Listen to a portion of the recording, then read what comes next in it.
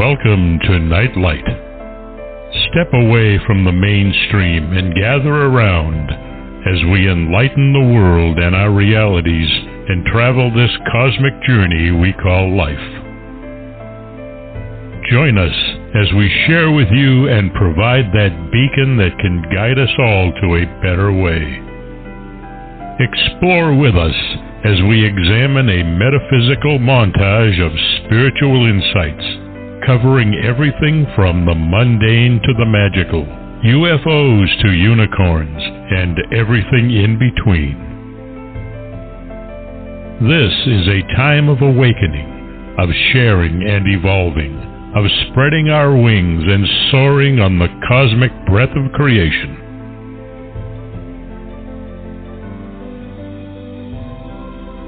Come and join with other light-minded spirits as we weave our lights together to seek understanding, enlightenment, and, with a little luck, some wisdom. This is Nightlight, a reminder that you are never alone.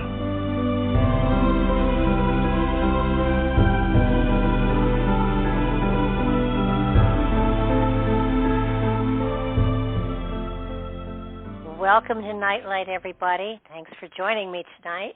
It's going to be a fun night for sure. I could never have dreamed that it would have been so appropriate for the author that we've got on tonight. We've got Von Braschler with us, and his book, or scroll, is Lucid Dreams.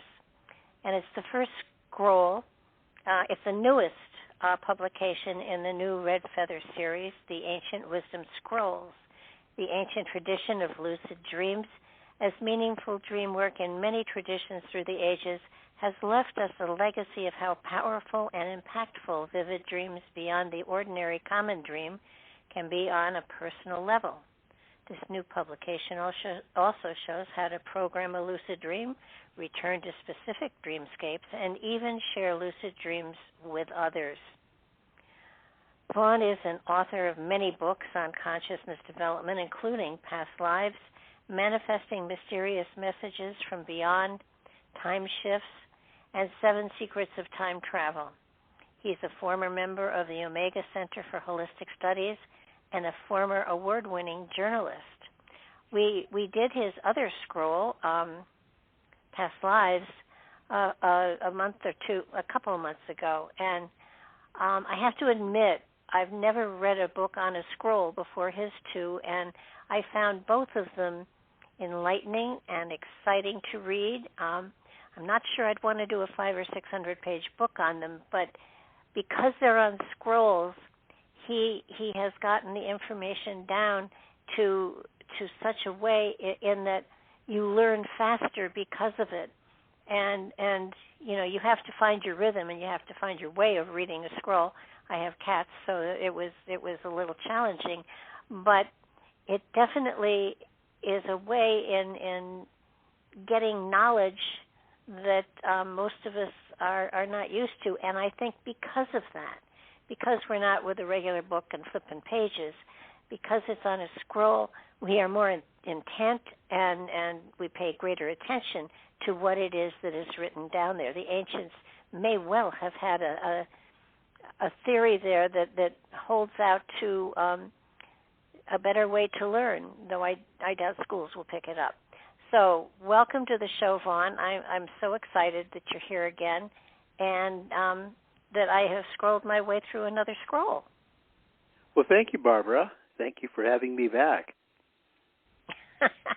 Well, you know, there's no way I could leave a scroll unscrolled. It was right. I tell you, I really think in many ways it's a better teaching tool because, you know, if you're flipping pages back and forth, you can be very gregarious. You know, you don't pay attention to how the reader is really going to read it as much as how you can pontificate so beautifully. You know, being an author myself, I realize that I can go on and on and on if I'm writing on a piece of paper or whatever. But if I know it's going to be a scroll, I'm forced to bring it down to what's what's the most important thing I have to share, and sharing it that way. So did you find that when you were doing these scrolls? Yeah, I collaborated with Schiffer Publications quite a long time before we actually came up with this, and we thought long and hard about it. Why would we go back to the scroll? And there were a lot of reasons, but I think one thing that really worked was the idea that a scroll is condensed information. If you look historically at scrolls, they're not long. So these are condensed books.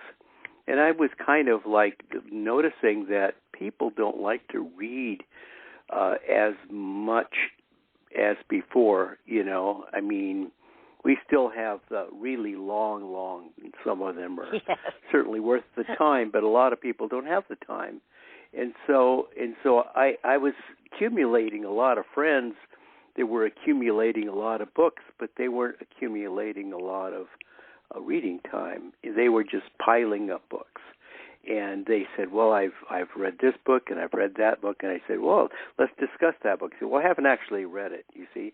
So I think that people just don't have the time they once did to read as, I won't say casually, but with the same time investment as they once were allowed to give to it. Now, looking back at past scrolls, and we looked at as many as we could, they tend to be short. They tend to be condensed information.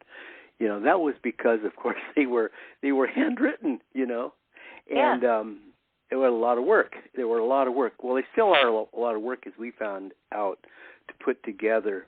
But we said, it's a chance to go back and do a condensed book that people can read in roughly a fourth of the time, but get just as much information. They won't be embellished. There won't be quite the same number of anecdotes, or embellishment to the story. We'll just give you, the story. And so once I got into that, I thought, because I'd written a lot of magazine pieces, and they'd always say, well, how many thousands of words can I have? And they'd say, well, don't exceed 5,000, or don't exceed 3,500, and I'd say, can I have 7?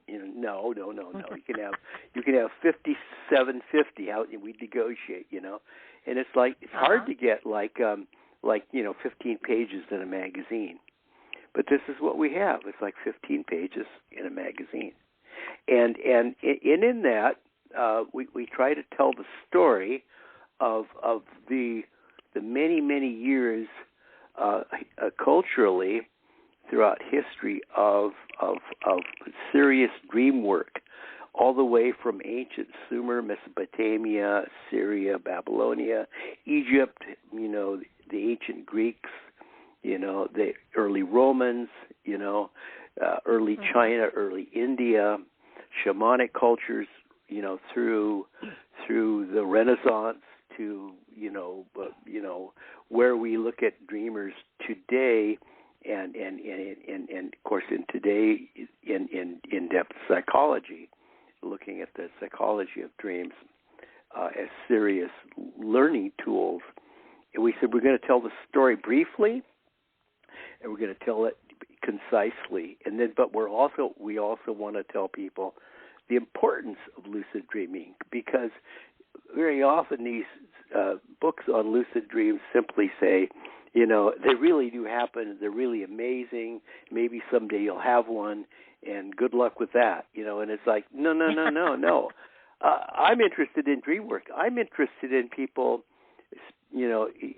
spiritually evolving, and I think that dreams might be the most significant and realistic way that people on a day-to-day level can actually evolve spiritually through exploring their dreams, lucid dreams, not just common. I think you're very right. And while I have not done the kind of research you've done into dreams, certainly I've been fascinated by them for a very long time. And I think that one of the things a long time ago that I ran across was that having a lucid dream is something that many people, have done and have accessed in our time frame. I know Einstein used to have a couch in his office, and when he had a problem, he would take a power nap and in a lucid dream find the answer. Yes, absolutely. So I was looking for things that have come out of lucid dreams, and Google came out of a lucid dream. The sewing machine came out of a lucid dream. The concept of DNA came out of a lucid dream in 1953, and this is the big one. Einstein's theory of relativity came from a dream. Wow. Wow. And let's see, Einstein's theory of Frankenstein came from a dream. The whole story, the periodic table, the structure of the atom, Salvador Dali's persistence of memory, that painting, and the Terminator, all came from lucid dreams. Wow. So that there, and I just scratched the surface because I am a firm believer in dreaming, getting messages from dreams, in getting clues from dreams, in getting direction from lucid dreams. So I wanted to find ways to show people that it's not just a woo-woo type thing. That one of the Beatles songs, and I can't remember which one of them, came from a lucid dream as well. So that if you have, it's a gift, it's a tool, it's a skill that you have access to. Everyone has access to it. And if you use it, it enhances your life tremendously. So when I saw the dream scroll, I had to have it. They've been very important to me along the way. I've had some very profound lucid dreams, and I find that you can actually apply a challenge to them. Actually program what you would like to study or learn or discover in a lucid dream, and it is a way to actually have revelations, and oh yeah. Yeah, Carl Jung said that dreams present the dreamer with revelations. He said. Yeah, well, I like the fact that Jung and Freud both struggled with dreams, and I think that the magic to dreams is that they really, especially lucid dreams. I've had a discussion with a friend of mine, and in my perception, when you get into lucid dreaming, you're talking with your spirit. When you're getting into regular dreaming, you're dealing with your mind, and it's two different kinds of dreams. That's it. Yeah. When you're just having a restless dream, a common dream, these dreams are dreams that are like mental memories, and they're unresolved issues or concerns, very often emotional issues that are bothering you, and you can't let them go. The mind will not let you, it fixates on them, and it will not allow you to have even a moment of rest, because it's going to keep playing these endless mind loops over and over and over of these unresolved issues. So they're it's like a terrible mind loop. As my teacher once told me, he said they're these are issues you couldn't resolve when you were wide awake and really focused, and now you're half asleep, and you think you can resolve them, and you can't. The answer is you can't. But absolutely, you're going on a much deeper level, a subconscious level, into what we might call the conscious mind, the subconscious mind, the superconsciousness, And in a lucid dream, we're playing with a much more creative problem solver that isn't limited to the limited memory bank that's inside our minds, our brains.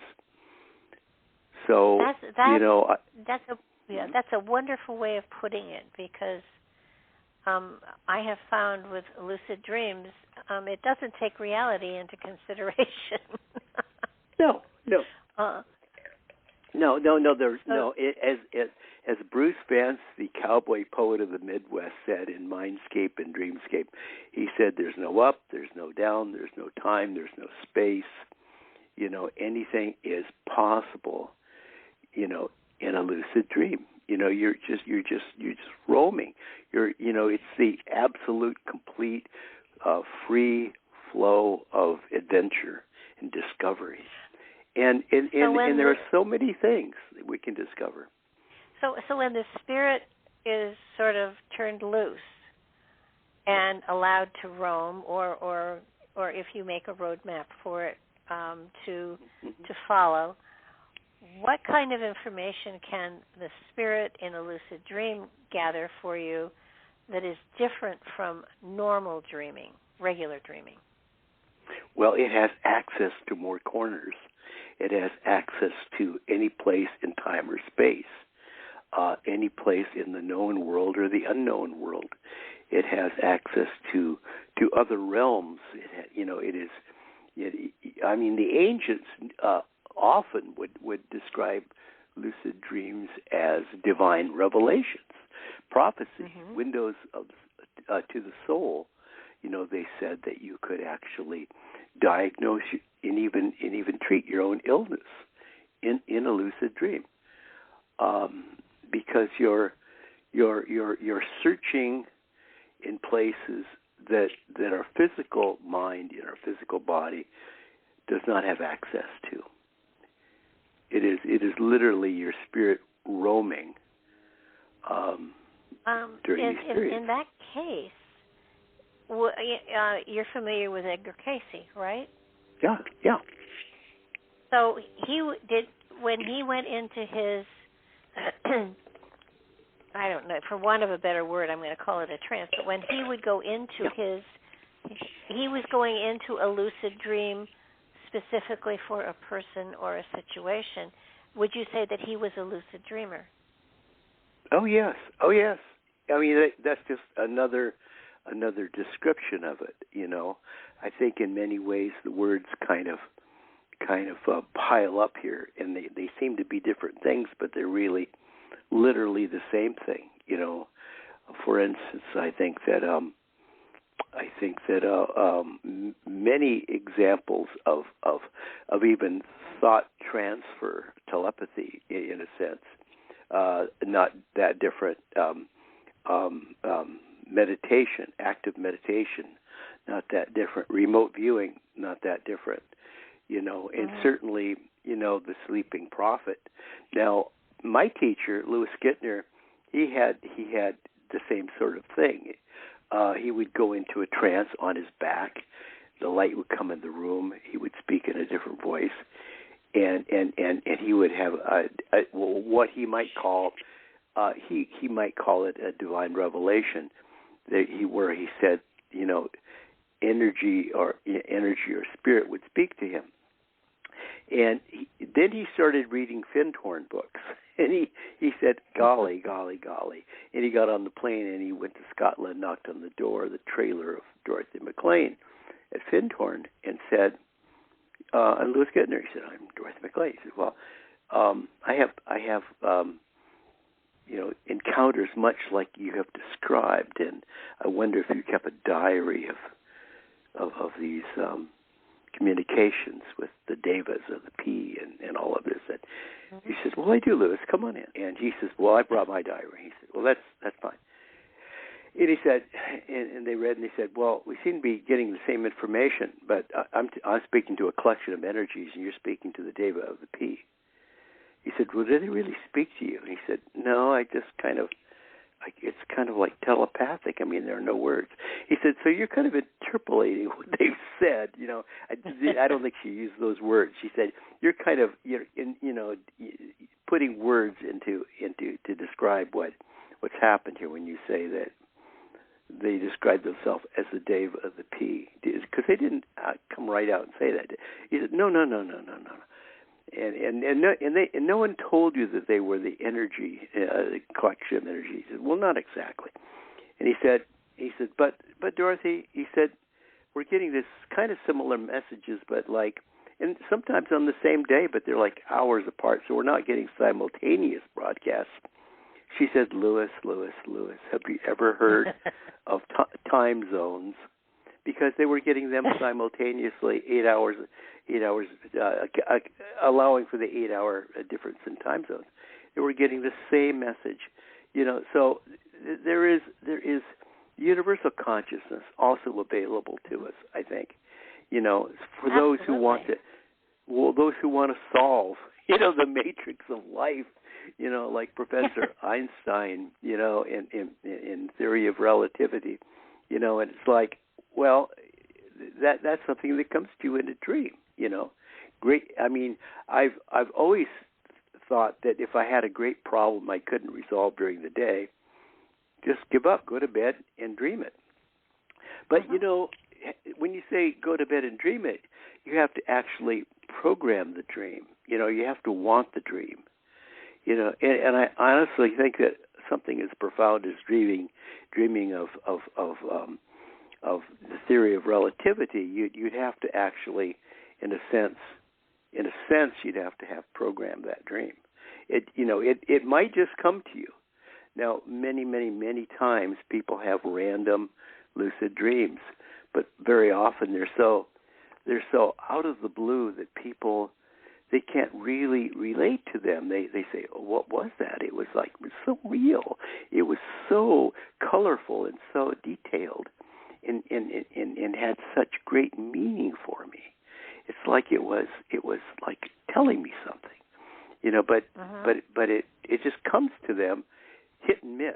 So, you can't really put it together. But I think there are people. Go ahead. Yeah, it's a difficult thing to. It's kind of like you had to be there. You have to experience to know it, and when you experience, there's no question. The colors are so vivid. Everything is just so different. When I lucid dream, I usually notice that everything is really clean. Yeah, very clean. And I always encourage people to try to orient themselves to establish that they're in the lucid dreamscape scenario. To prove that you're really there and that you're conscious. Moreover, that you're conscious of lucid dreaming. And we're not always conscious when we're just having a common dream, a restless night dream. But a lucid dream, I think there is a sense of consciousness to being in the dream and knowing that you're in a very special place. And a lot of people have similar lucid dream experience. A lot of people claim that they go to what's called often the upper room, and they go to this upper room and they'll sit in a space, maybe with the other people in a circle, maybe sitting on the floor, very often cross, and just squatting on the floor in a circle and waiting for someone to come in the room, and someone comes to the room, sits in the middle of the circle, and seemingly communicates directly with each one simultaneously without a word, and then you're all gone. This is the upper room scenario. That too is a dreamscape. I think indeed we do learn. We do have divine revelations and encounters like this that are very impactful and meaningful on a personal soul-to-soul level. Well, that's kind of why even ancient civilizations, like you've said, they had the Romans had dream centers that people went to. The Native Americans have the vision quest, they call it. So that there's even daydreams. I want to really pull it back a little bit, because even daydreams, even things that happen in our dream state when at night, if we can remember the symbols or the situations and write them down in a journal, they as well give you a message. And it's important. And maybe if you're fascinated with lucid dreaming, I would start with your regular dreams and work your way up to lucid dreams, because lucid dreams is a big jump. And if you have you talk about preparing for a lucid dream and creating a map for the lucid dream, and if you have started with your own dreams and you understand your own dream symbology and stuff like that, it's easier to flow into a lucid dream state. I think that's just me. Well, you get used to doing like a dream log.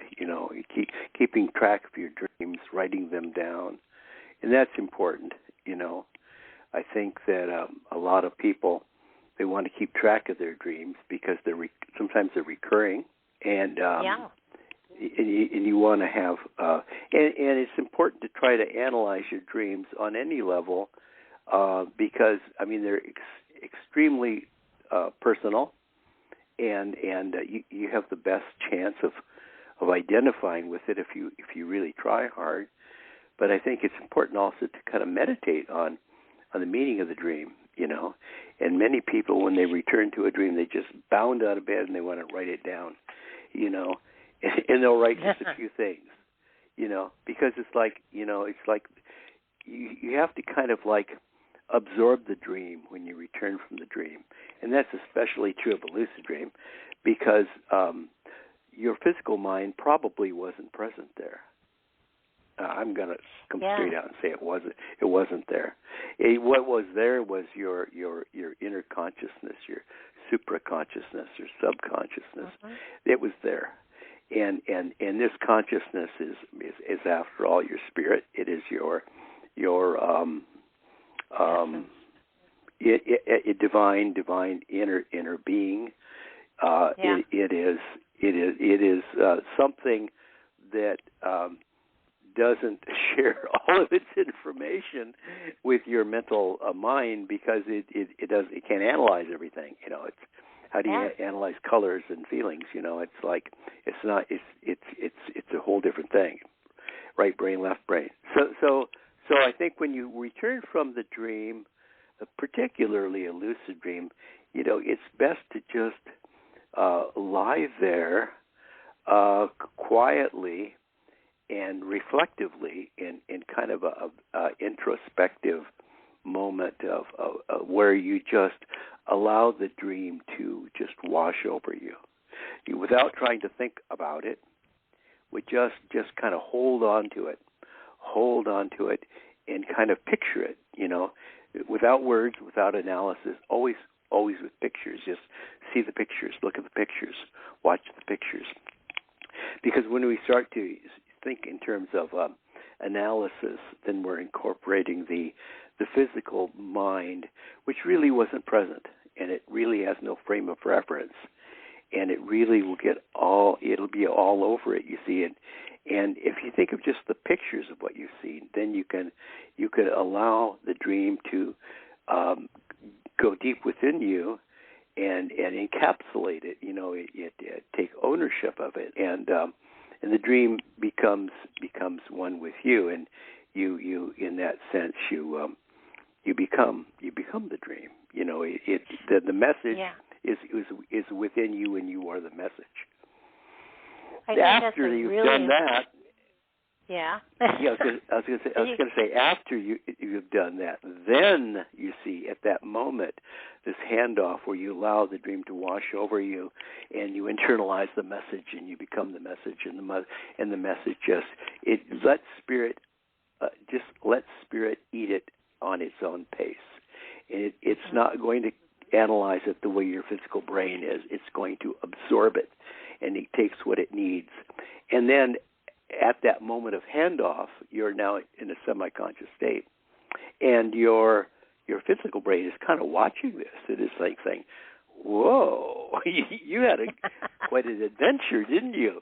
I said, "Yes, yes, yes." You want to analyze it, and then you can stand up, walk over to your little table, take out your little dream catalog there, your dream log, and begin to write it all down in your dream book. And I always think, go ahead. No, go ahead. No, you finish your thought. I think it's important that when you try to, you don't try to like overanalyze it. I just outline it. This is where I was. This is what I saw. This is what I seemed to learn. This is the way it felt. It's just an outline. It's not really an analysis, because you've gone to a place in your lucid dream where your analytical physical mind cannot make sense of it. But it can give you some words so that you can form an outline, so that next time you might be able to program that, return to that same dreamscape, and maybe even have a continuation dream. That's really incredible. Oh yeah. Well, I think there are those that are so psychologically oriented that they immediately start to analyze it, and it strips away all the magic and quite possibly the message. I think one of the things that I love about lucid dreaming is there is logic and reason does not apply. So if you try to analyze it and stuff it into a box, you consolidate it to a point where the message is lost. So it's a matter of allowing yourself to, like you said, become the dream, become the message, and once you become the message, then whatever that is, it flows throughout you, becomes a part of you, and then manifests from there. It's actually it's a very exciting process, but there's no way to intellectually program the dream, but you can program your entrance into that state and then let spirit take over. Spirit knows where it wants to go, but you can give it certain parameters, and usually the parameters are no more than what you would like to explore or the areas you would like to investigate. And then it'll say, okay, well, let's see what we can do. And it'll take you there, But yes, absolutely, Spirit writes the program. You can't write the program. It's going to come from deep within you, because I honestly believe that our inner consciousness is a spirit, a divine spark, if you will, our connection to the universal consciousness that has a memory of where you've been prior to this life. It has a knowledge of why you're here and where you should be going and what you need, and it has an understanding of where you're going next. And it's important in lucid dreaming to get out of the way and let Spirit lead us. Yes, those people who are so philosophically oriented have trouble with this kind of thing. I mean, it's one of the cases where a great deal of academic study gets in the way of the creative process. But it's so long as you recognize that, it's easy to put the other to bed. Or a lot of times when I work, I physically say to my ego, go to the movies, I have to work, and kind of just put it to the side and then let magic happen. And I think that's part of this whole scenario. It's you allow your spirit to do the dream work, and you're along for the ride. And especially if you're into sharing a dream with someone else, you just let it flow. You don't try to control it. The minute you try to exert control, you've stepped it down a level or 2 or 3 or 4. So allowing is a big deal here. But if you take the essence of dreams and just how far back they go, and how, there was even a time way back, and I'm talking hundreds of thousands of years, where even small colonies of people had their own dreams and stuff like that, but they also had a group memory, and we don't have that anymore. But at one time we did. And can you sort of bring us forward through time as how dreams have kind of seeped to the back of what we recognize as a part of ourselves, and how at one point they take us through that journey, because it's a fascinating one. Well, I went back to 3000 BC, and the recorded dreams from the ancient city-state of Sumer, in the area that later produced Mesopotamia, Assyria, Babylonia. And it was interesting because we had the Sumerian king, Gudea, who rebuilt his temple from instructions that he received in a dream. Detailed instructions, instructions. And there were Mesopotamian kings that received guidance in their dreams. There were the Gilgamesh, the Epic of Gilgamesh is an Akkadian epic. That was a story of prophetic dreams, where Gilgamesh was guided in prophetic dreams that happened, and describing his travel to other realms and meetings with deities. And so in developing that Akkadian thought, there were the Assyrian king who built a temple to the god of dreams, and that was like 850 BC. The Babylonians cataloged their dreams as prophecy and direction, and that was carried forward by the Egyptians, who derived so much from Akkadia. Now, as early as 2000 BC, the Egyptians, they recorded their dreams on papyrus leaves, which is good because in that area of the world, it's so dry, they don't dry out too easily. Yeah, and they believed that their dreams served as oracles and messages from their gods. Now, that's a common theme throughout history, all the way through, even like the Gnostics believed in divine revelation through dreams. The Muslims, Islamic tradition, the same. Many Buddhists believe that.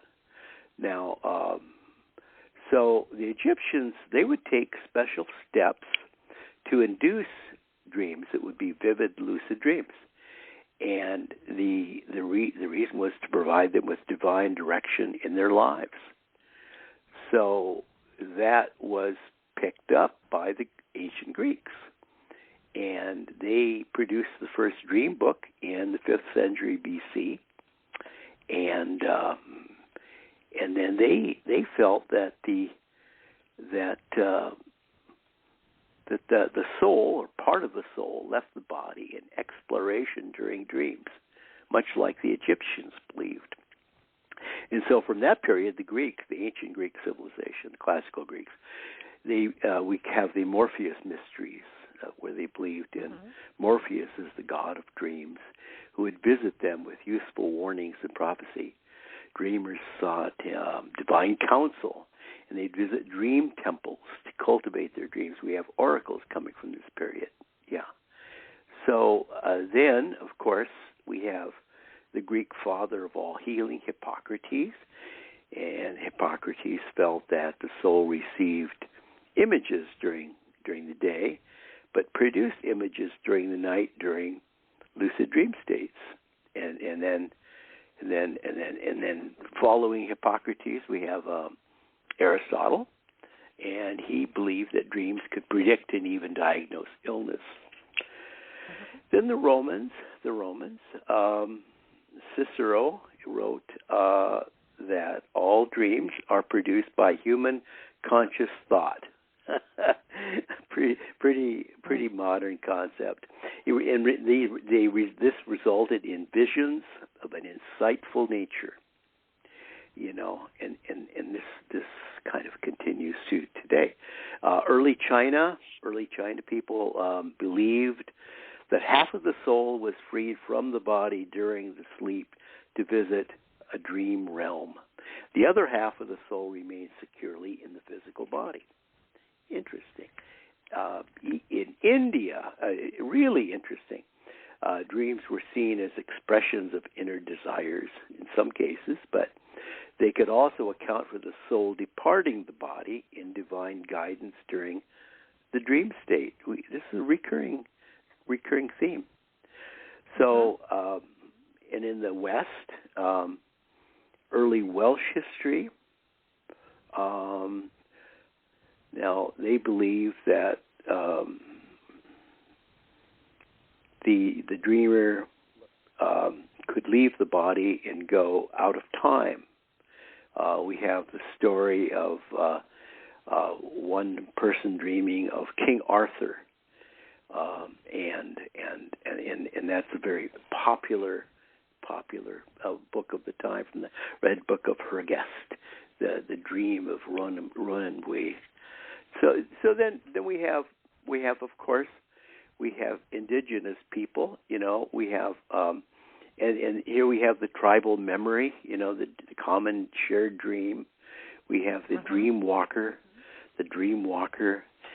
who through many generations would induce a vision to visit ancestors, visit gods, visit animal spirits, visit guides, go forward in time, go backward in time, and teach this to each and every member of the community as a form of vision quest to finding yourself in a dream. So I mean we have this in religions. We have it in Judaism. We have it in Christianity, Islam, Buddhism, Hinduism. The early Jews believed that our dreams could be interpreted as insightful lessons applicable to our daily lives, our experience. We have the story of Jacob's ladder. We have the dreams of Solomon and David. Early Christians, dreamers, St. Jerome, St. Augustine, heavily influenced by their dreams. And then, boom, we got the Protestant Reformation, the Catholic Inquisition, and they began to look at dreams as bad things that came from evil spirits. The devil himself infiltrating our night dreams, attempting to deceive us. I must say, the Protestant reformer Martin Luther considered dreams the handiwork of the Prince of Darkness himself.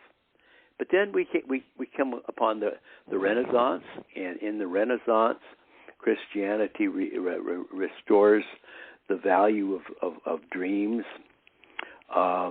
with references to in paintings, the biblical dreams, and a lot of these are frescoes and chapel paintings, and so I mean we've always throughout history, the Islamic tradition, they look at dreams as divine relationship with God, an important way to collect and reflect on the meaning of life. In Hinduism, the Upanishads looked at at dreams as exploring human desires, a place where the soul leaves the physical body, receives spiritual guidance. Vedic scripture describes the journey of the soul in dreams as an important experience of the human soul during one's life. Buddhism, dreams could transcend time, have possible prophetic power, and they believed in classical Buddhism that several people could share the same dream. This is very, very much part of early classical Buddhism. So I love the paintings of like Gauguin and Rousseau, and we have others, Goya, Dali, Picasso, the dreamers, and the significance, the mystery of the dream, really important things. It really incredible thing. It does make one wonder, because for so long it's been such an important part of our life to now have it sort of like swept into the closet and the closet door is shut, at the end of the evening. It just seems to me that people really need to pay attention to their dreams, because their dreams are trying to teach them something, to tell them something, to give them information, to enhance something. And I know tons of people that will say, well, I don't dream, and that's not true. Everybody dreams. Their dreams aren't memorable, and that's sad, isn't it? That their dreams are that forgettable. And then a lot of times people will go to sleep listening to like music, or nothing against music, but they'll be listening to tapes or language tapes, or they'll be listening to television, and how can you dream? Because this is all going on. You need to have a really, dreaming to me is like meditation.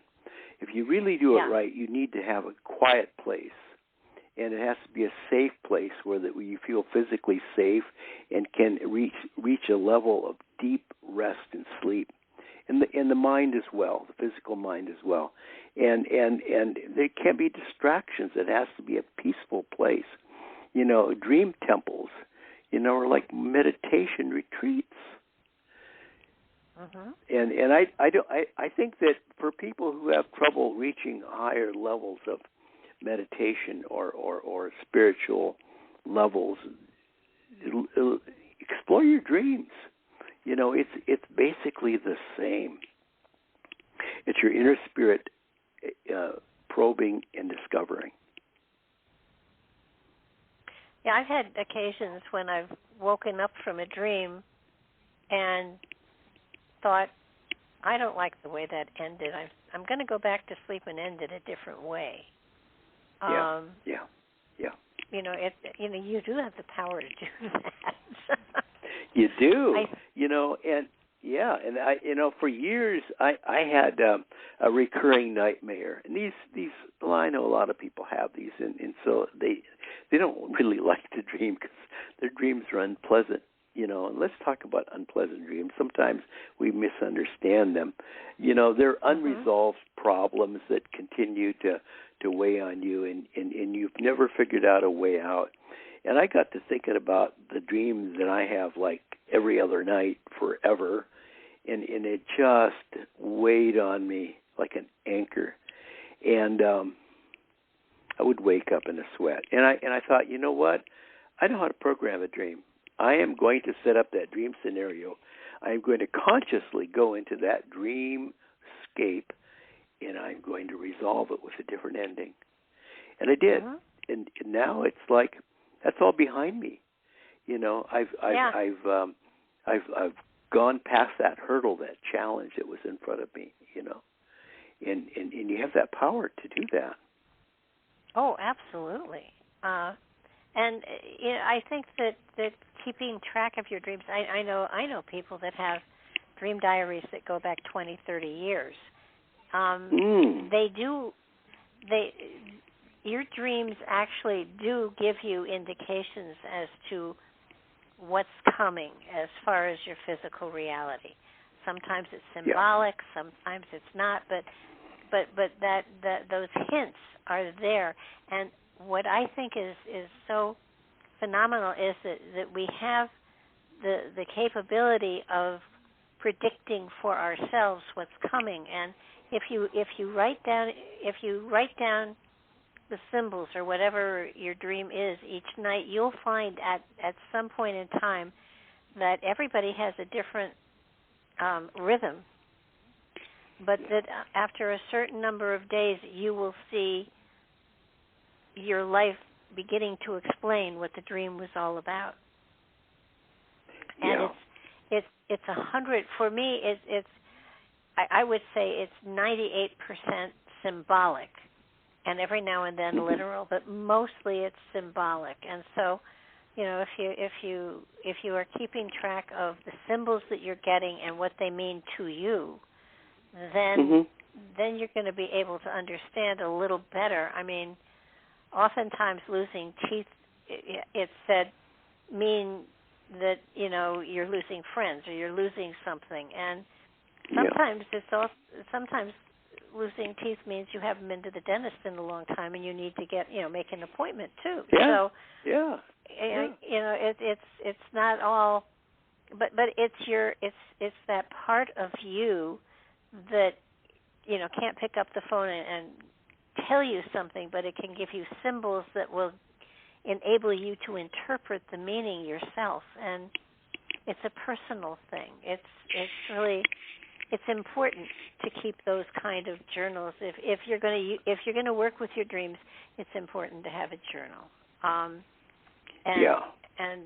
And once you begin to understand what Spirit is sending you, what Spirit is giving you, then you move forward into, your daydreams count as well as your night dreams. And I think dreams are not meant to be frivolous. Dreams are meant to be used. Well, Barbara, you talk about daydreams, and I think that people often disregard them, and very often they'll say, "Oh, that was a vision," or "That was an odd thing," or "That was something that just kind of flashed, a slip that happened," or even the déjà vu experience. It's like, "Oh my gosh," I'm seeing something, and now I'm back.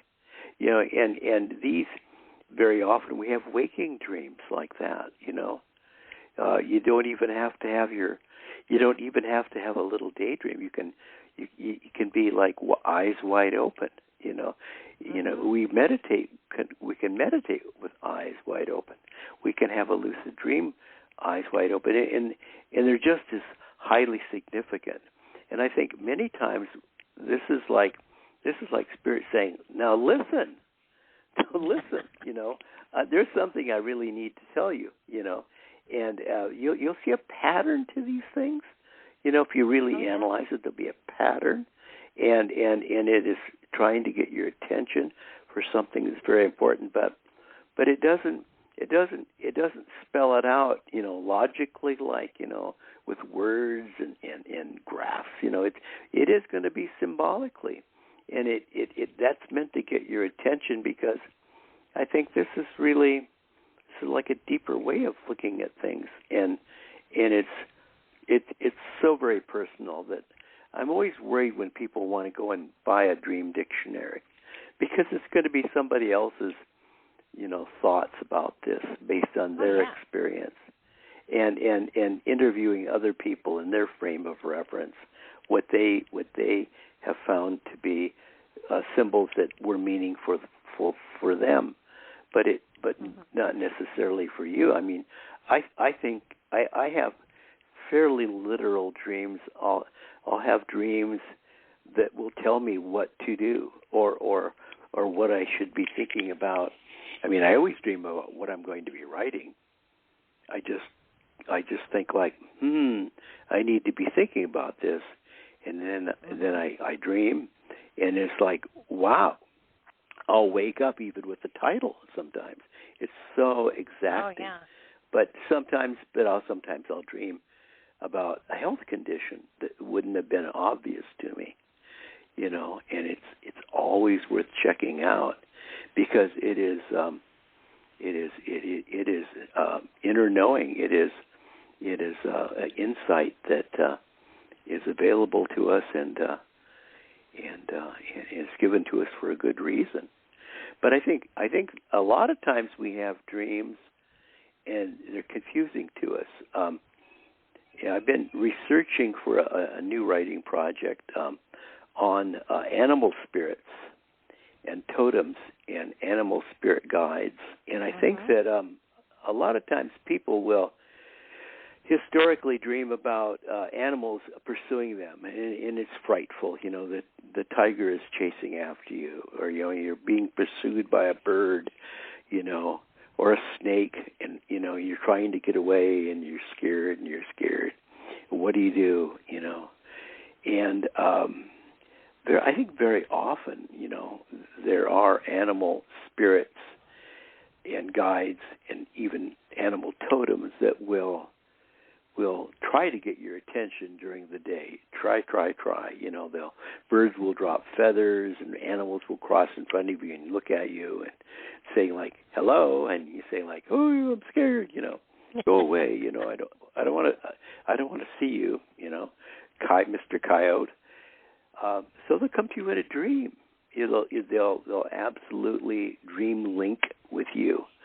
And these spirits will cross paths with you, and they're trying desperately to get your attention. They couldn't get your attention during the day. They try to get your attention during the night. Many people will have dreams of wild animals. It's never a dog or a cat or a canary. It's always some wild animal, because in fact, that is what is going to be your animal spirit, or your totem, or your animal spirit guide is going to be a wild animal. It's going to be this essence or spirit of those animals.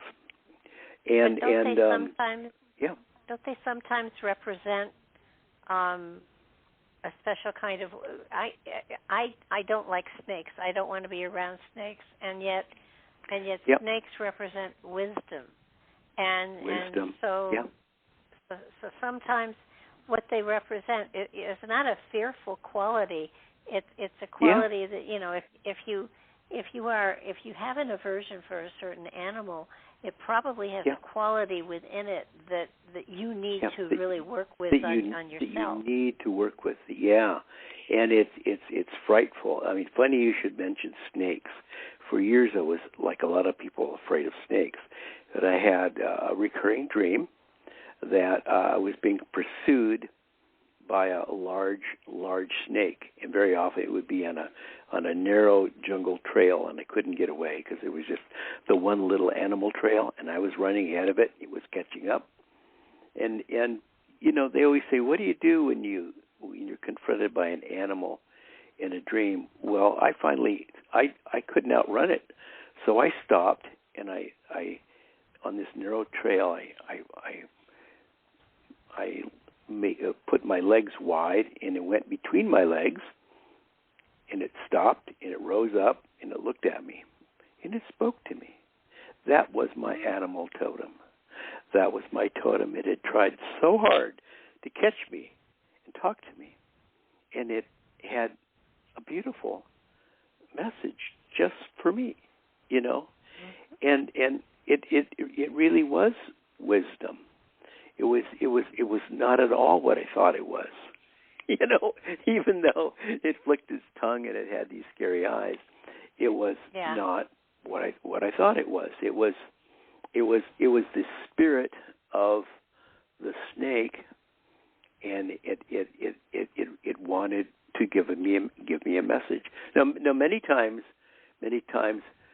animal spirits will want to intersect with us along our life path just at a particular crossroads where we need some information or insight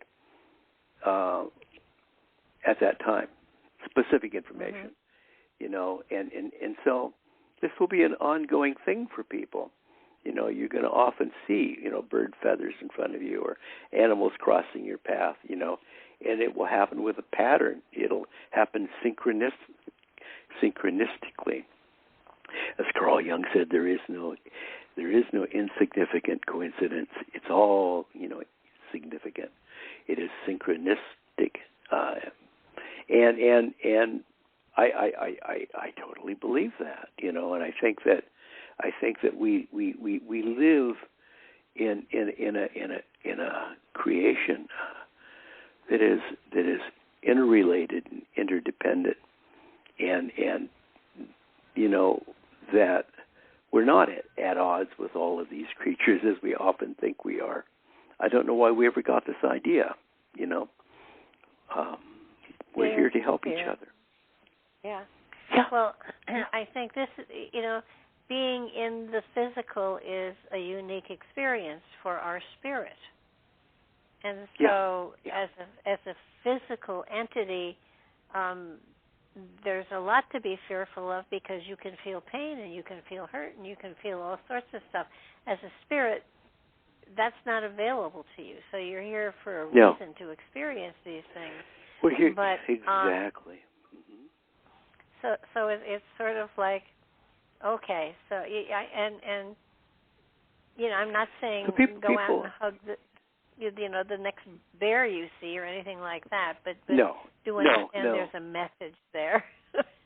Yeah, I mean, I do feel sorry for that poor fellow in Kodiak that thought he could, talk to the bear, and he brought his girlfriend to talk to the bear, and it ate him. It's like that was not an example of animal spirit guide. That might happen in a lucid dream.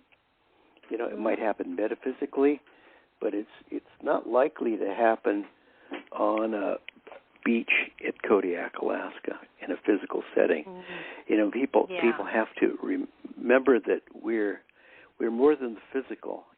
We're much more complicated than that. And And also you talk about programming your lucid dream, and I think people need to understand that programming does not mean controlling.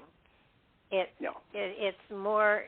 You can't give planning. a step by. Yeah, you can't give a step by step what you want. You can give it a direction, but you have to allow the spirit freedom to roam as well. Yeah. It's like giving the invitation. Yeah, it's like it's a fine distinction, and it's probably the one thing that I probably rushed through. In programming, I mean that you're planning it by.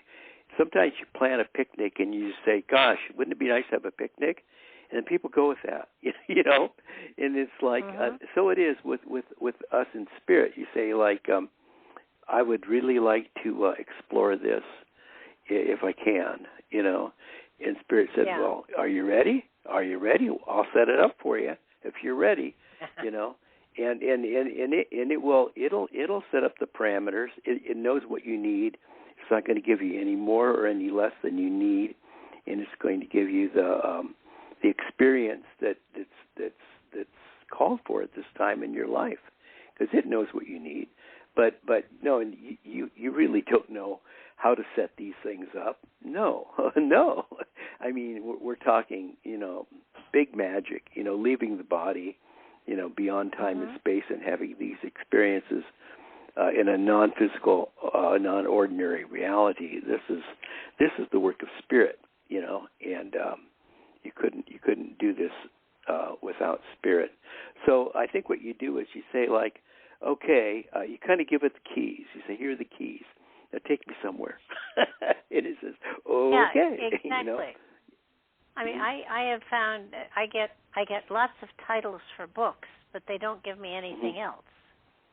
And I've got a library of titles, and it's kind of like, go ahead, write.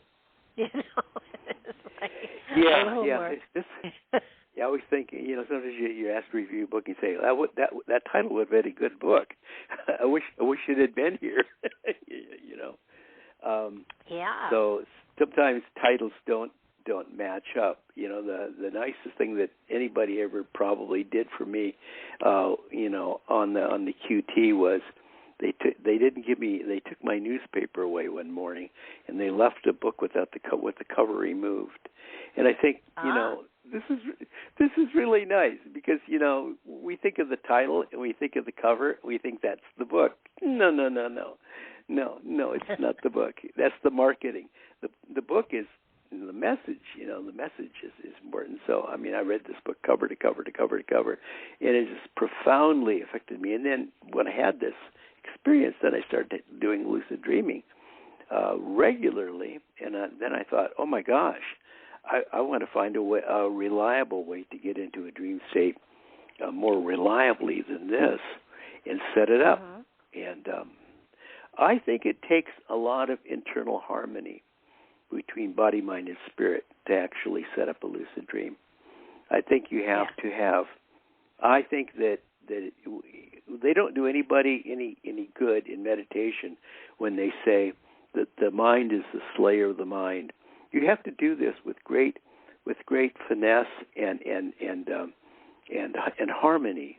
You know, there has to be a holistic center to your being that says, well, I'm going to allow my mind to kind of slow down a bit, my body to go to rest, and I'm going to get into a deeper, active, subconscious, altered state of consciousness, just briefly. Yes. And and only then can it happen. I think, for me personally, I had to, and this is me personally I'm talking about, so I don't know if it's general, but for me, I had to understand that this was not a religious experience, it was a spiritual one. Yeah, I agree. And you know that's where my leap was. It wasn't, you know, I'm going to pray myself into this. It was, I'm going to let myself settle into it as a spirit, as opposed to thinking what religious dictates were and where religion was going to take me. It was a religion was part of the human experience, but the lucid dream was part of a spiritual experience. They're different for me. Yeah, I could see the distinction. Yeah, it is more spiritual than religious, although, you know, it can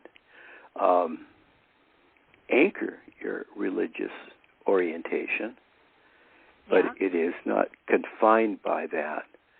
I always think of religion as being a codified approach to spirituality, which is, to me, impossible. You can't really codify it. You know, it the spirit is a free spirit. You know, it roams, it goes, it gathers, it explores. It is the part of you that wants to wander and find yourself. It is the and religion usually has a whole lot of do's and don'ts and rules and regulations as to how the journey is going to proceed. Spirit doesn't work like that. No. It just doesn't. Well, it says, "Oh, okay, we'll check with you later, but I'm leaving now." So catch up. You have to give yourself permission to have a lucid dream. You know, you have to give yourself permission to leave your body in an out-of-body experience, and you have to give yourself permission to roam freely beyond time and space. You know, and when you do that, you could have great vision quests. You know, you can go anywhere. You know, there are no limits to where you can go and what you can learn. And I think our inner spirit, what makes people itchy, you know, and nervous, is that they know that there's something inside of us that longs to explore and learn and deal with things, and we just keep it all bottled up. That's spirit. Yeah. Well, a spirit is immortal and eternal, and it's not trapped in our bodies, but it resides there for the experiences the physical can give it. But it has wanderlust from time to time, and yeah, lucid dreaming can help with that. How would you differentiate between lucid dreaming, astral travel, remote viewing, and meditation? I mean, they all have the same foundation. I do get this question all the time, and it's like, I'm not even going to try to answer it anymore. I'm going to say that there are different words to describe essentially the same thing. The only difference is the application, but the process is basically the same. That's what I noticed. Remote viewing, the same. Astral projection, the same.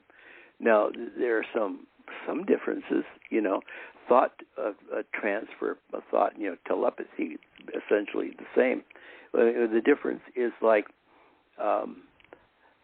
the way I think of lucid dreaming is you're all in. When spirit does that, you're all in, and it takes everybody with you.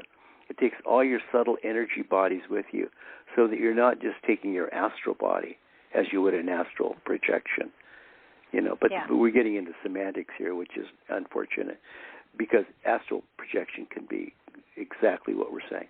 But you're taking your mental body, your causal body, your Buddhic body, you're taking your higher spiritual bodies with you, all of this, so that, in fact, you can go to planes of existence which correspond to the mental body, the causal plane, the emotion, the astral body, the astral plane.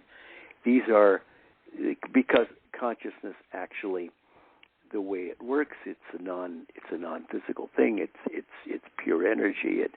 It dwells within and without and all around us. And I think many people traditionally think of where our consciousness lies, where our spirit resides deep within us. Maybe it's in your heart, or we think of like the luminous egg with our subtle energy bodies projecting outward from us like layers of light. But in fact, consciousness resides on all levels of our being. You see, so it is a non-physical thing. It is all pervasive. So it resides on the mental energy body and on the causal energy body, and so that you can. It is possible for you then not only to go in the physical world and explore things, but to go to the causal plane and find really deep answers and experience it intuitively.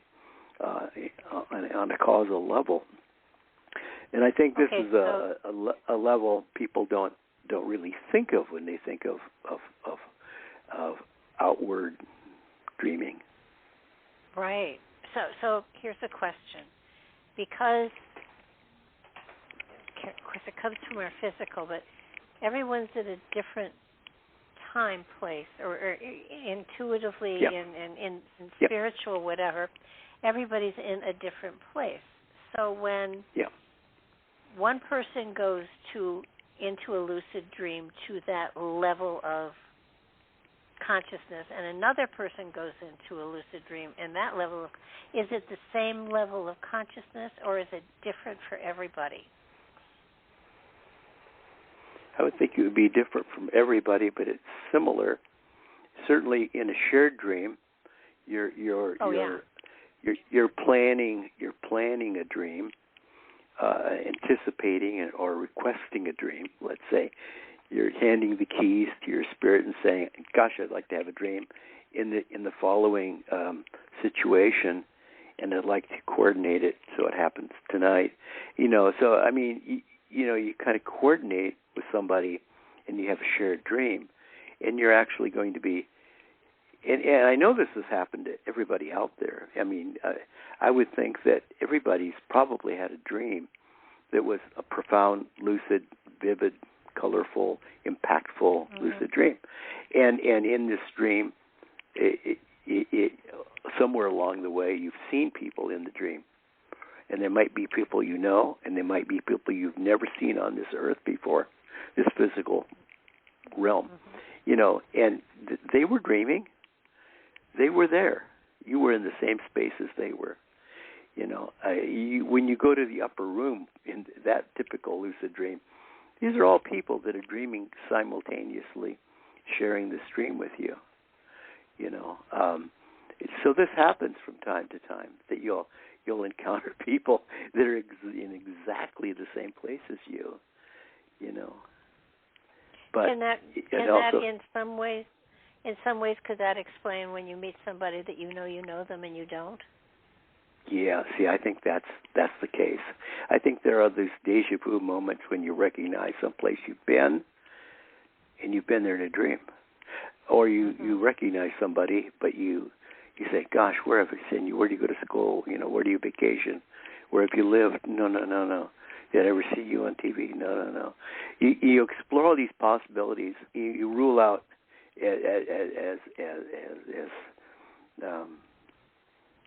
a good detective would do. You rule out everything that would explain, you know, a common, you know, thread, knowledge thread, and it's not there. And so you say, oh my gosh, I've seen you in a dream, you know, or in a previous life, you know. I mean, there are memories we have. And who's to say that previous life wasn't a dream? I mean, I think it's ironic that most people have to go to sleep and dream to be wide awake.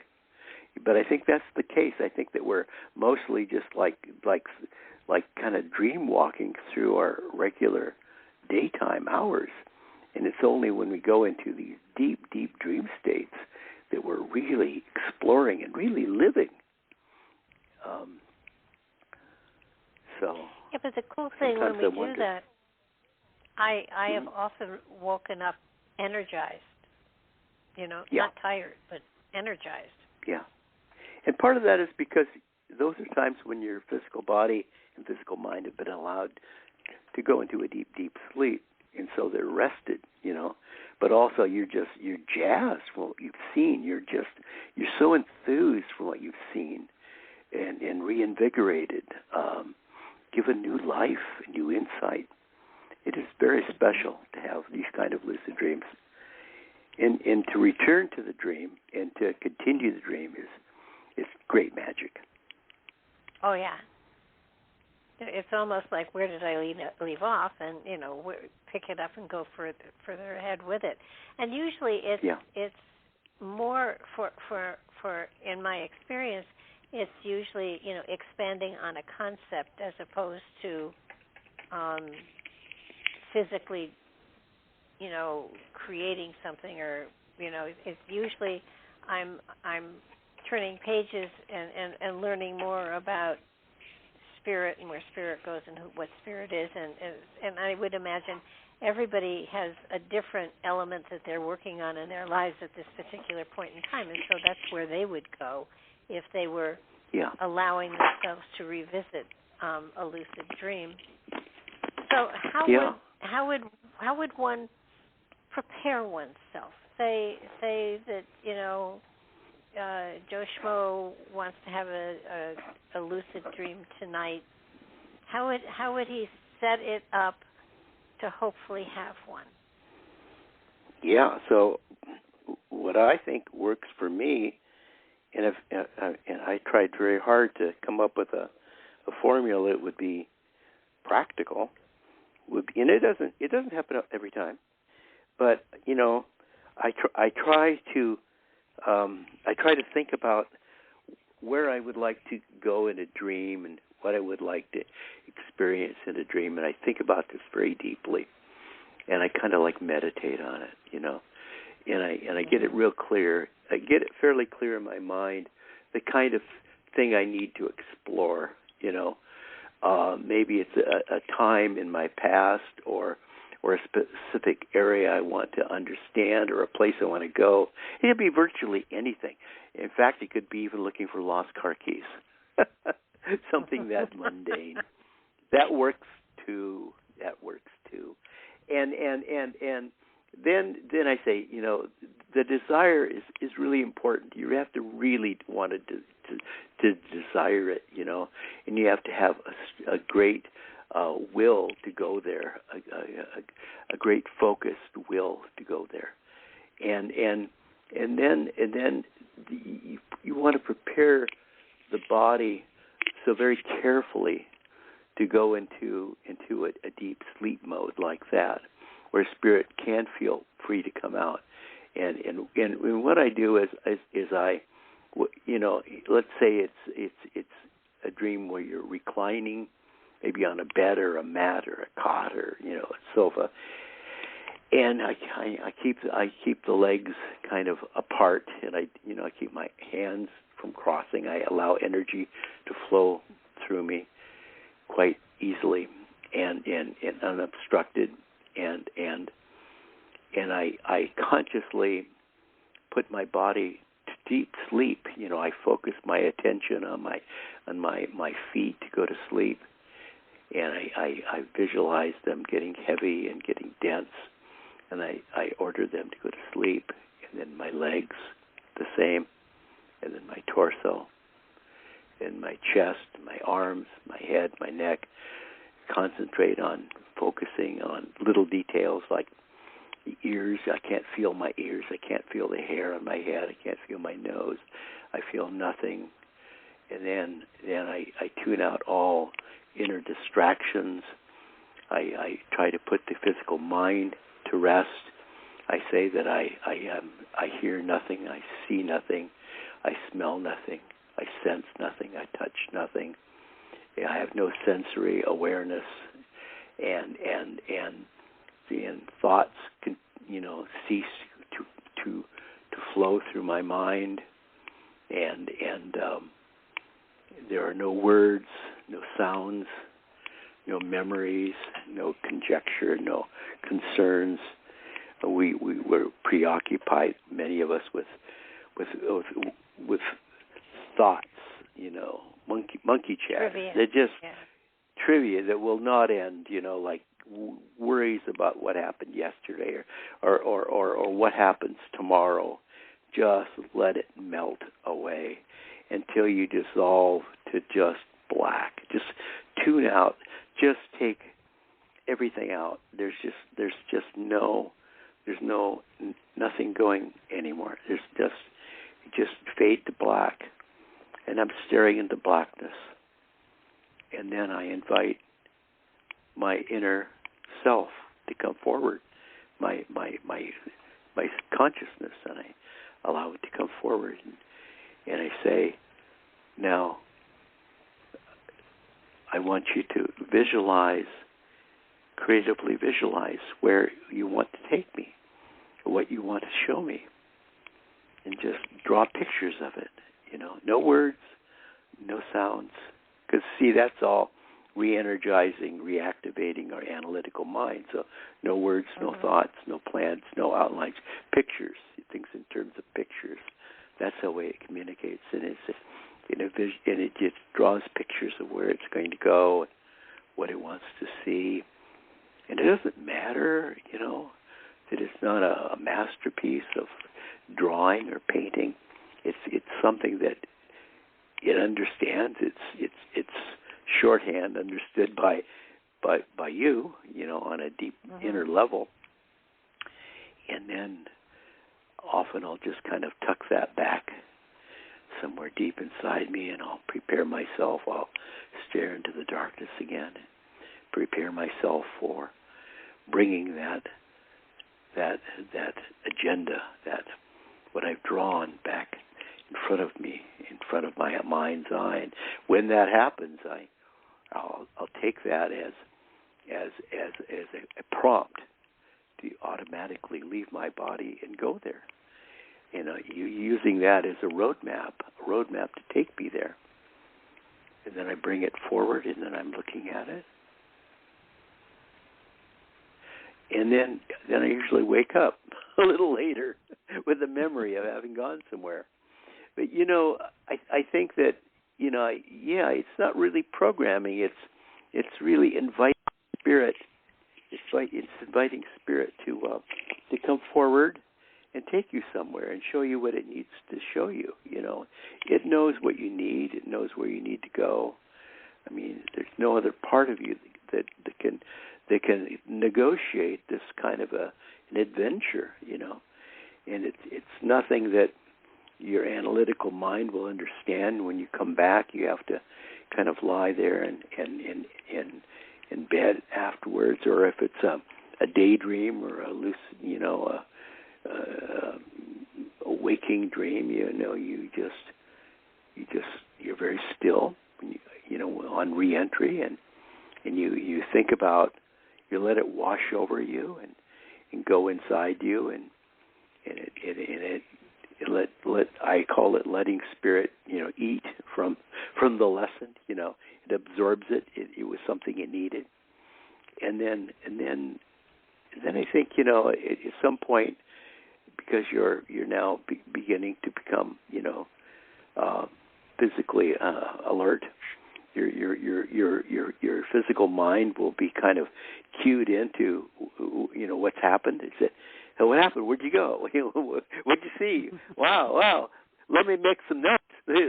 Let's get this down." And then you can get up and you write this in your dream diary. I think it's important to keep an account of what you've seen, and sometimes it's hard to make sense of it, But you can certainly write down kind of a sketchy outline of where you were and a description of it and what you seem to experience. It's not always easy to make a lot of sense of it, but I think on a deep level, this happens automatically because I think your spirit absorbs the message and becomes the message, and it owns the message, and it means something to you on a deep level. Oh yeah. Well, you made a comment in the book about that our lucid, insightful dreams are part of our never-ending journey of the hero inside of us. Is it a way of bringing into consciousness priorities that were set before entrance into this lifetime?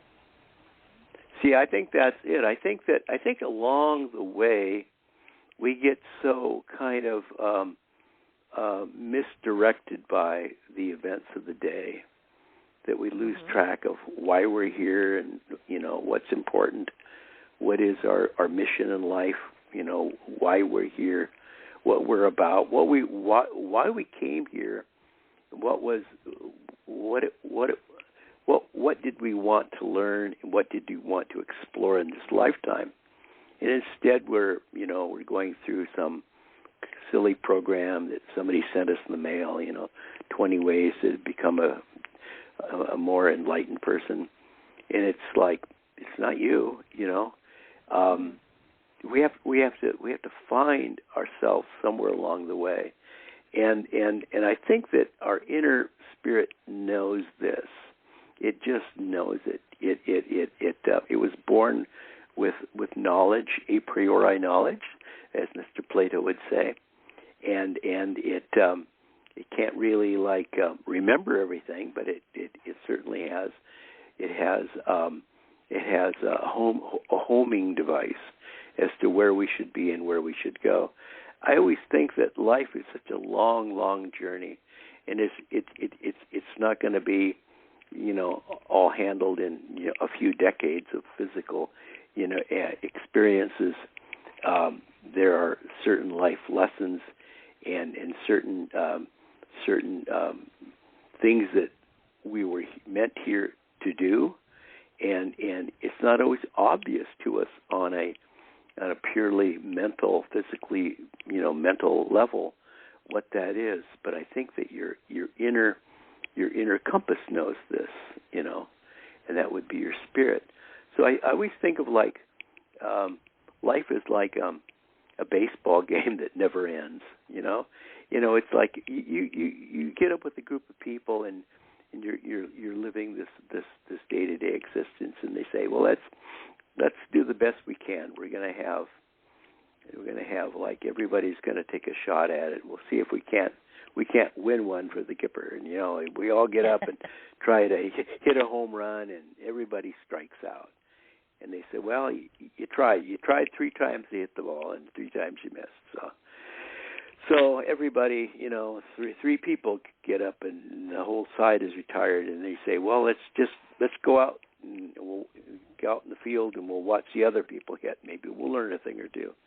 And then we get up and we try it again. We try that time and time again, like a cat. We get 9 lives, 9 innings, and still, we come up short, and all we're trying to do is go around the bases and come home. And that's really what the arc of the hero's journey is, going around the bases and come home. But you get so many opportunities. After that game, you can come back tomorrow and have another game, and it never ends. The game never ends. You get so many opportunities to find out why you're here, what you should be doing with your life. It's probably not what any of us are really doing. Probably not. Well, we probably have I often tell people, if you're thinking you're using the wrong element of yourself, if you're allowing yourself to become what you're meant to be, then that's a whole nother ball of wax. But I have people will say I have 4 years of college and master's degrees and PhDs, and this is what I'm supposed to be doing, and it's not working. Yeah. And it's kind of like, if it's not working, then perhaps that isn't where you belong. Maybe you belong doing something else that will give you joy and allow you to celebrate the spirit within. And we buy into somebody else's we buy into somebody else's dreams, and say, well, here's a 20-point program, and you follow this, and suddenly we'll give you a certificate, and then you could be whatever it is. Let's say you're a social worker. Yep, you're licensed. You're a social worker, but it's not really. It doesn't feel right. It's because it probably wasn't what you wanted to do when you came into this life. It probably wasn't why you came here.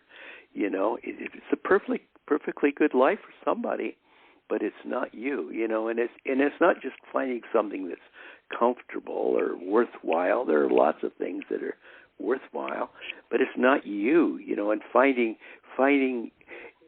This is what we can find in a lucid dream. We can find ourselves. Exactly. And when you find yourself, then there you are. It's like, and this is nothing you're going to find in a common dream. You're not going to find yourself there. You're going to find everybody talking to you at once, or very often all of the characters in the common fitful dream are you, and it's just a horrible experience.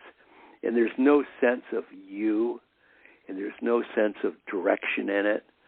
But in a lucid dream, spirit is trying desperately to find you. Mm-hmm. No, it's very true. And then there's joy. And, it's and even though you found that spot, every now and then you fall off the mark and you kind of go searching again, like, where did I stray from the path? And you find it. And sometimes I find myself sitting on a bench smelling roses, and the question to the self is, have you smelled enough? Can we get going again? And then it's like, oh yeah, let's move ahead. Yeah.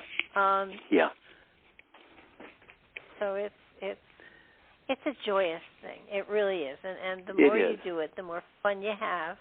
And Yeah. It takes you out of a black and white world and it puts you in a technicolor world, and it's amazing.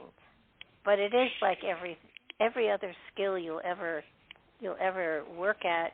It doesn't often happen immediately. Sometimes it does, and then you wonder, how the hell did I get there? And you go back and then you're on then you have to learn the program to get there. But at least your spirit has shown you what you can get to, so you know when you're there the next time. So yeah, but it's a process. And I think I think a lot of times people don't recognize that our lives are so interrelated. That we're basically living for other people. I mean, we're in this whole thing together. And I think that here I'd like to say something about the wounded healer. Every person experiences so much in a lifetime, and to learn from this experience and to bring it to bear in your life in a way that helps other people is something that every one of us has the potential to do from the perspective of what Carl Jung called the wounded healer, the Chiron effect, because every one of us has encountered something that could benefit, the experience of having survived it and lived from it and continuing to suffer from it, but nonetheless having grown from it, the growth of encountering, once again, the arc of the hero's journey, having fought the dragon, been wounded by the dragon. Now you can describe the dragon, and you can help others who will encounter the same dragon. So I think this is something that people often overlook too. Is that it even in our dreams, it's really not all about you. It's you finding your place in a larger context. With others. Yeah, that's why you often dream about other people. No, I think I definitely can see the benefit to all of that, but there's also that quality of healer, heal thyself, which comes in here too, and it's I know when. I have often said it's hard to counsel people if I haven't experienced what they're experiencing. And at one point when my late husband was passing away, he said, in one of his lucid moments, which I would have liked to have heard something mushy, he said, well, now you can really talk to people about losing a spouse. And I said, I would rather have missed this experience, and yet within 2 days of his passing, I had calls from maybe 5 people who had just lost their spouse, and I could validly say to them, I know what you're feeling, and I know it will pass, and I know you will survive it. And I think that many times people give advice to other people, and they haven't had the experience, and their words just are empty, and they fall on empty ears. So that it's important to be able to have, in my mind, in my philosophy, and in my practice, that you have to have been able to experience something yourself to be able to help someone else see the pathway they need to possibly take when it's their time. And everybody feels at a different rate, and there's so many things that come in play. But there's so many ways that we can suffer, not physically, mentally, spiritually, emotionally. So many ways that we can suffer, but that's the beautiful thing about spirit. Our consciousness knows that it doesn't operate in a vacuum. It realizes that it's part of a large, continuum, a universal continuum of consciousness, and it's well aware of that if you hurt, on some level, I should feel the pain, Yeah, and if you don't know what the pain is like, then, you have no concept, no frame of reference in this life. I mean, Yep. if you've done lucid dreaming and you've gone into past lives and whatever and have experience, and you have experienced it in past lives, it's just a matter of bringing that memory forward in time, incorporating it into your awareness, and then being able to share in the experience and know what that other person is feeling. I think that lucid dreaming is a gift and a tool that everyone who wants a greater richness in their life, it would be to their advantage to sort of experience it and to work with it and on it and add it to their tool belt. I think there's so many think it's things probably the most important thing anybody could really do, in the sense that it's something that anybody can do, and everybody can experience from, regardless of where they are in their life. Every one of us every one of us dreams, but every one of us, should be striving to have meaningful, impactful, lucid dreams, because I think for most people it's easier than meditation. It doesn't require a lot of study, as far as spiritual growth. It is a great learning tool. It is very insightful. It should be in everybody's tool bag. Everybody. Well, yeah, and I think that it's something that needs to be. It's like anything else. It needs to be practiced. If you have a regular practice of it, and you can establish a pattern that works for you, and you sink into that, you click into that element within yourself, and part of you recognizes it and immediately slumps off. Well, not that's a bad way of putting it, but immediately goes to sleep because that part of you knows that she's going to lucid dream. We can play canasta with our friends or whatever, and so it gets once. Easier. Oh yeah, it does. I mean, it's something that you can slip into at a moment's notice. You click in. I call it clicking in. Yep. And and you're there, but it's practice, and it's not. Well, I did it for a week and nothing happened, so I'm going to forget about it and go back to whatever. It's skill that everyone is capable of utilizing, and I think babies use it. I think children use it without knowing it, and then it's you talk to a 3 or 4 year old about magic, and they can tell you all sorts of magical things. Because they haven't been taught not to, So That's right. I think that a lot of animals practice it, because it's so natural, and somehow it's just kind of been drummed out of us. We've become so regimented that we just, and it's it is a very natural thing. I was surprised in researching this thing, and I have another one coming out. It's going to be more on the step by step how to do this. But I think that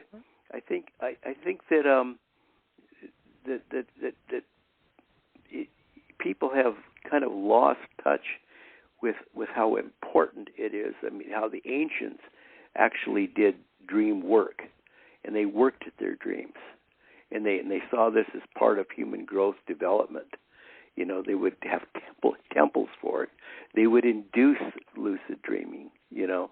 They looked to their dreams for guidance and insight and prophecy and healing and understanding,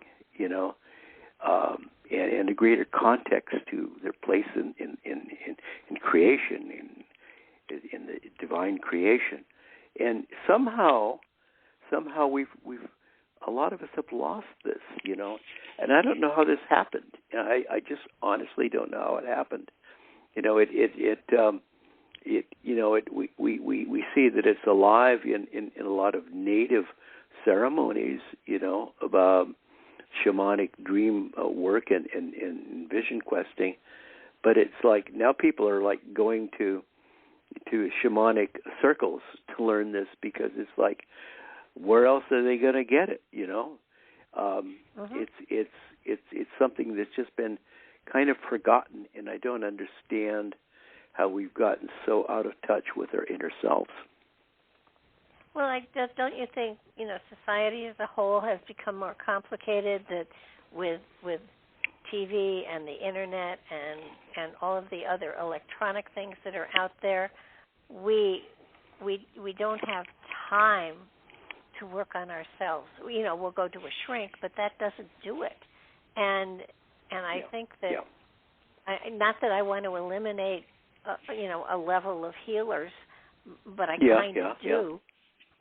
Because we have if we have an issue in our life, it's a challenge that we were meant to deal with on a spiritual level this lifetime. And if you listen to someone else to tell you what you need to do, you're not solving the problem.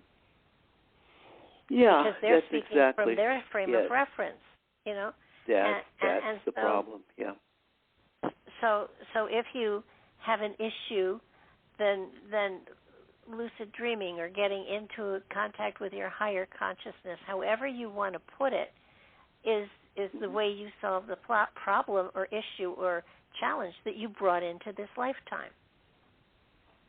And there can be so many applications. I wasn't kidding when I was saying that I've used lucid dreaming to find lost car keys. I've done that, and it works because there's really very little that your inner consciousness, your inner spirit knows. I mean, it sees all, knows all, and it's like, if you're meant to find it, you'll find it. I mean, the worst I ever lost anything, and I couldn't find it in lucid dreaming, I took like a 3-step approach. I tried to visualize it and then find it. And then I tried to go back in time and see where I lost it, even though I wasn't on a very mental level aware that I'd lost it. But, part of me must have known. And then I've done this too, where I go into the future and I try to find it where I'm going to intersect with it in the future. And all of these are possible. And it's like very practical, But having said that, you can also find lost pets that way, and lost children that way, and lost people in the woods that way. And you can find lost loves that way. There's so many things you can find. You can find lost aspects of yourself that way, fragments of yourself that have been broken away. Soul retrieval, absolutely. Aspects of the soul that have been lost. However you want to think of that, there are cases. I asked a shaman once what that was, because, frankly, the thought of a soul having a physicality didn't. Yeah. I couldn't cope with that, and she said it's not so much that it's lost, but that it's gone to sleep, and you have to find it and wake it up. That's it. It's figurative. The journey.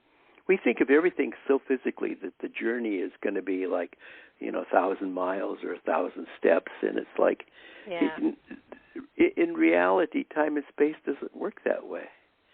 It's just a flash away. It's just a thought away. It's not in a. It's not. I mean, it might be in a physical place. I mean, you can actually go to a place and find where you kind of lost it. That's true. I mean, psychologists have done this for years. They'll retrace your steps to where it all fell apart. But sometimes it's not that physically graphic.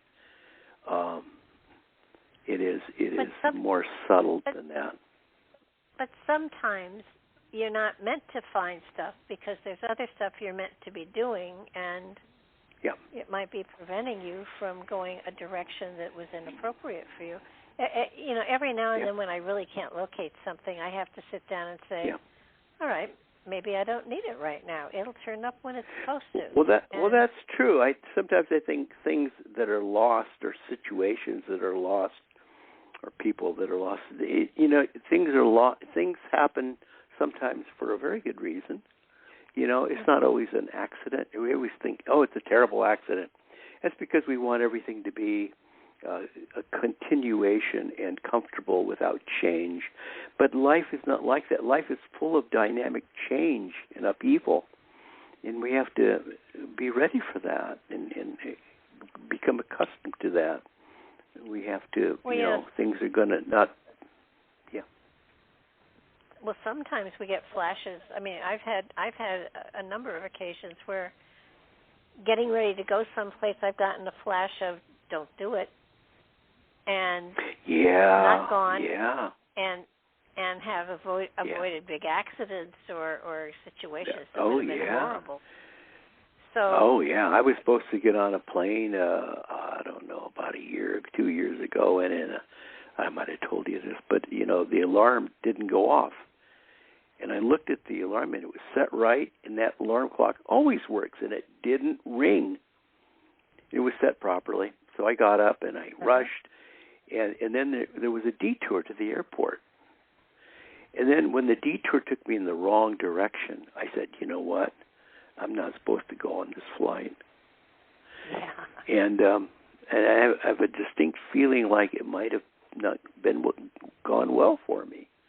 I mean, there were just a lot of roadblocks, and I have to think that the Spirit interceded somehow for me. It seems to know. Oh no, it does. It does. Mm-hmm. And it's really when you realize that each lifetime is a ride, and there are things that happen that you may not have conscious understanding of, but if I call them my 2x4 moments when I get hit over the head with something, and it's like, stop and think, what's happening here? And it's like, oh, well, maybe this was not exactly the best thing for me to have done, but now that I'm almost done, might as well just finish it and walk away, and that's what usually happens. But it is a lucid dreaming is a wonderful tool, and I'm hopeful that we put out enough of positive, wonderful information on it, so that people will understand that this is something that you don't have to take a class in. This is something you have to allow to happen, and that's the cool part of it. And everybody will find ways that is just perfectly appropriate for them. And this is one of those cases where when you found what works for you and you utilize it and it enriches your life, you want to tell everybody this is fabulous, you need to do it too, and try to convince them it's impossible. I think that it's like reading the best book you've ever read in your whole life that is just so beautiful you can't stand it, and you can't convince anyone else to read it too. So, once exactly. It's like, this will change your life. Yeah. And you give it as a gift and they never read it. I mean, it's a frustrating thing, and there is an element of frustration with this, because lucid dreaming is just the coolest thing that ever you could experience. Everyone has the capability of doing it. Maybe not the desire. Maybe not everybody's going to try it, but. And I think a lot of people are, I think, afraid to lose control. They're like the idea that they're going to go somewhere in a dream, and they're going to almost kind of like lose control. That it's going to be like nothing that's ever happened before. It'll be like new, It's like they don't like things that are new. People like things that are like routine, but there's no growth in routine. You have to be willing to take the journey if you're going to live. Yeah. Well, it adds a great vibrancy to life for sure. And I think it's like, holy cow, look at that. And you do begin to see it manifest within your physical reality after a while. When you get to a point where it comes very natural to you, then it's almost like you become slightly prophetic for your own self. Yeah. I mean, you're not going to become an Edgar Cayce or a Nostradamus necessarily, but you begin to be able to see and feel what is best for you, or if you're involved in a situation that you get feelings and you pay attention to them more. It enhances your life so profoundly that because you're becoming consciously aware, and that awareness gives you such a sense of being, on your 2 feet, and stable, and in the game. A lot of people feel so out of sorts. And I think if you follow your lucid dreams, you're going to always be you're always going to have a comfort level that comes only with conscious awareness. Yes, that's true, and that's probably when you can bring it into that realm within your life, then every now and then somebody will say to me, "How did you know that?" And it was like, I just knew it. I felt it. It was there. And everybody can do that. It's not magic. It's what's normal. Yeah. And people have trouble accepting that. Yeah. I just realized, we are out of time. Oh my gosh, it happened again? It happened again. Every time I speak with you, Barbara, we just burn up the clock. But it's wonderful. So cool. Thank you. It's truly my pleasure. This is, I think, the third time we've spoken. You have other books. Well, I'll read more. So where can people find you? Your website, your email, or whatever you want to share. Well, you can go to facebook.com/thebraschler. I post things there all the time, and you can go to my author page on Amazon.com, and I talk about what's coming next. I'll talk about when this thing is available. Well, absolutely, and it's not going to be a scroll, but it's going to be a book, right? It won't be Braille. You can listen. Absolutely. Oh, okay. No, I love Okay. I love reading. I mean, reading to me is a joy, and I read at least a book a week, and it brings magic into my life, and on a rare occasion, I'll say, "Oh, no way in heck," and pick something else up. But for the most part, and I guess we've got almost 1,000 shows out there, so I guess I've read about 1,000 books at least. So that's a lot. Yeah. It's so exciting, though. It really is, and everything. There's always a tidbit. There's always something magical that I take away from every single book I read. So it makes for an exciting life. And now let me apply this one. So, but I want to thank you again. I will certainly be talking to you so that we can get you on for the next one and maybe pick up one of the other ones that I haven't read yet. So thank you so much. This has, as always, been a joy. Bright blessings. Bye-bye. Bye-bye. And thank you, everybody. So nice that you could share this time with us. I look forward to the next show. I think that will be next Monday, and I think we're going to be back to UFOs. So give a listen then. Have a wonderful, wonderful evening and a blessed week, and look forward to hearing from all of you. As always, leave a comment, and it'll be up on YouTube by tomorrow. Good night now.